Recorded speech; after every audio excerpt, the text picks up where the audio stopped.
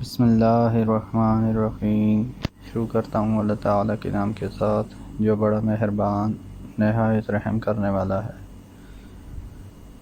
ام المؤمنین عائشہ رضی اللہ عنہا کہتی ہیں کہ نبی اکرم صلی اللہ علیہ وآلہ وسلم کی بیویاں اکٹھا ہوئیں اور ان میں سے کوئی بھی پیچھے نہ رہی۔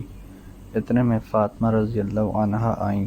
ان کی چال رسول اللہ صلی اللہ علیہ وآلہ وسلم کی چال کی طرح تھی۔ آپ صلی اللہ علیہ وآلہ وسلم نے فرمایا، میری بیٹی خوش آمدید۔ پھر انہیں اپنی بائیں طرف بٹھایا اور چپکے سے کوئی بات کہی تو وہ رونے لگیں۔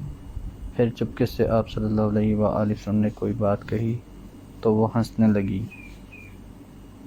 عائشہ رضی اللہ عنہا کہتی ہیں، میں نے ان سے پوچھا کہ تم کیوں روئیں؟ تو انہوں نے کہا، میں رسول اللہ صلی اللہ علیہ وآلہ وسلم کے راز کو فاش نہیں کرنا چاہتی۔ میں نے کہا، آج جیسی خوشی جو غم سے قریب تر ہو میں نے کبھی نہیں دیکھی۔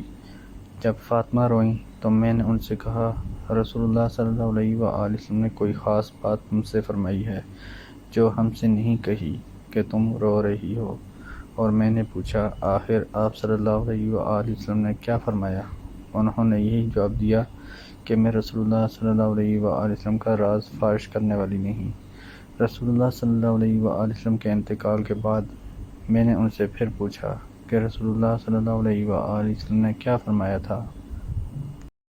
تو انہوں نے کہا کہ پہلے آپ صلی اللہ علیہ وآلہ وسلم نے یہ فرمایا تھا کہ جبرائیل مجھ سے ہر سال ایک بار قرآن کا دور کراتے تھے، اب کی سال 2 بار دور کرایا، تو میں سمجھتا ہوں کہ میری موت کا وقت قریب آ گیا ہے اور تم میرے رشتہ داروں میں سب سے پہلے مجھ سے ملو گی اور میں تمہارے لیے کیا ہی اچھا پیش رو ہوں۔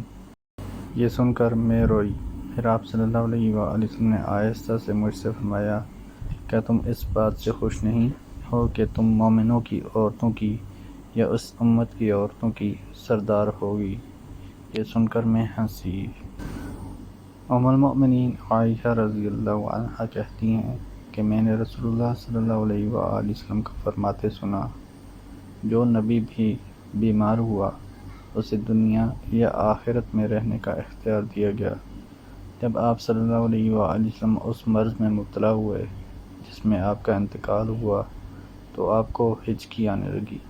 میں نے سنا آپ صلی اللہ علیہ وآلہ وسلم کہہ رہے تھے، مع الذین انعم اللہ علیہم من النبیین والصدیقین والشہداء والصالحین، ان لوگوں کے ساتھ جن پر اللہ نے احسان کیا، انبیاء، صدیقین، شہداء اور صالحین میں سے۔